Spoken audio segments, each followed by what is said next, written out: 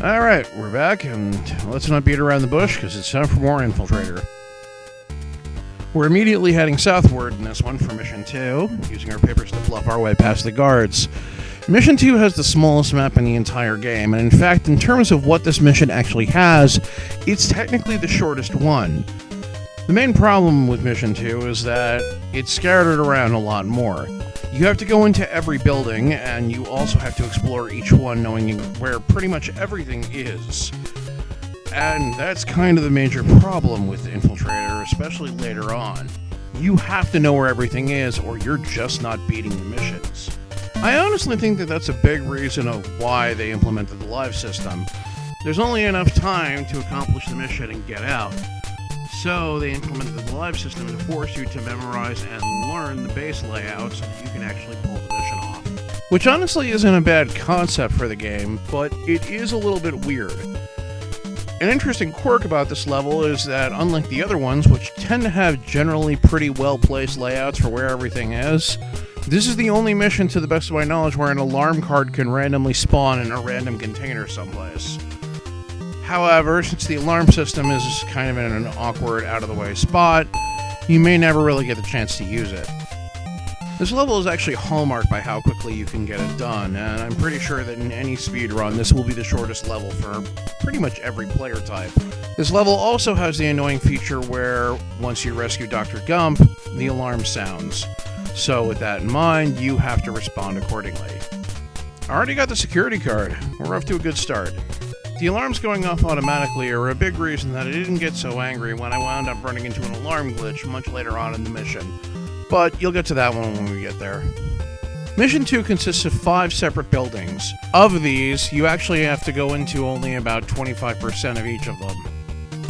The lone exception is Dr. Gump's room, which is located all the way in the ass end of Building 5. Thankfully, navigating Mission 2's outside map is actually pretty easy.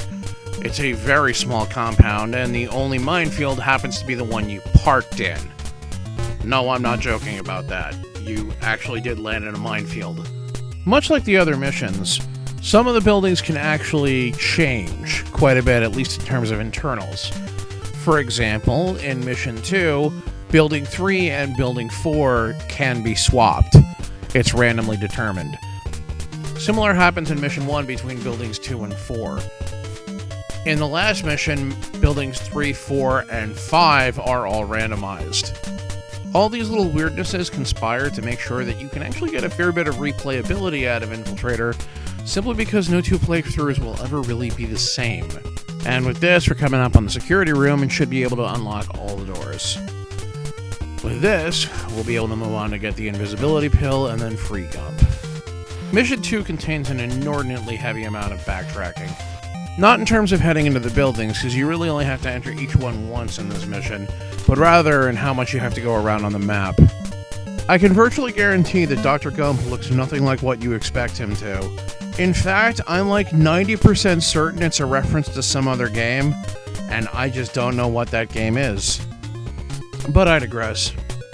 You know, one of the more interesting things is that Infiltrator is just one of several games like this that I used to play the crap out of. This, the original NES Metal Gear, Snake's Revenge, all great games, and I was pretty fond of all of them, actually.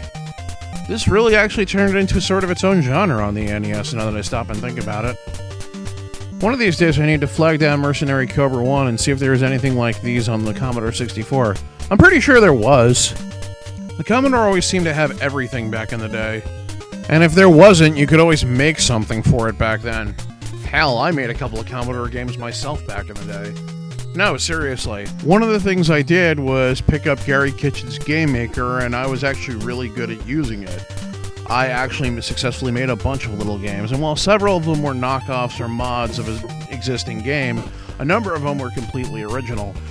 By far the best game I made back in these days was Dawn Treader, a top-down shooter that basically I tried to make into its own little version of Gradius, but it really didn't work so well in practice. I wound up using a lot of code from Megalonia, and while it had a lot of its own unique features, including different weapons and a whole bunch of different enemy types, it really never lived up to what I was hoping for. I'm sure I still have it in a box someplace. Or Cobra 1 has it, considering I gave him my Commodore 128. Anyway, invisibility pill secure, doors are open. Now we can go about rescuing Dr. Gump. Dr. Gump himself is being held in Building 5, which is the farthest away part of the base. There's only one way to get to it, and involves going west from Building 2. It also doesn't look like much from a distance, but that's because the bulk of the building is underground, as is the case for Building 2. And we're in. Awesome. The route to actually get to Gump is extremely complicated. It's here we run into the fucking glitch I mentioned earlier with the alarms. No warning, nothing you can do about it, just a weird, bizarre bug where because of how the NES breaks down and repopulates rooms, it is possible, however rare, to sound an alarm without doing anything. Humorously, this only tends to happen when you're wearing the other uniform. You know what? We haven't used enough gas grenades. Let's fix that. Ready the thinking grenades! Boom! I love how ridiculous the gas grenades are in this. And we're coming up on where Dr. Phineas is being kept now. And yes, he has a carrot for a head. No, I don't know why. Either way, if the alarm hasn't sounded already, when you give him the invisibility pill, it will. From here on out is actually extremely dangerous. It gets a little bit easier if you have the other uniform on, because the guards will take longer to notice you. But I want you to remember, when you're leaving this particular part of the base, there is still one guard right outside the door on the map outside. Meaning, it is very easy for you to immediately lose this entire mission after doing everything right just because of how the alarms are set up. It's ridiculous. Humorously, after you give him the invisibility pill, Dr. Phineas is actually following you around from room to room. You'll frequently see him asking you, "Are we there yet, Jimbo? I swear to God, you carrot-headed motherfucker, I will turn this helicopter around." Thankfully, we're just about done with this particular mission. All we need to do is make our way back to the helicopter. The uniform should make that relatively easy. And then we just got to equip the mine detector in order to use it to approach the helicopter. I want you to imagine the rage a player must feel if they complete this mission and then die due to one of the mines right next to the fucking helicopter. Anyway, mission complete.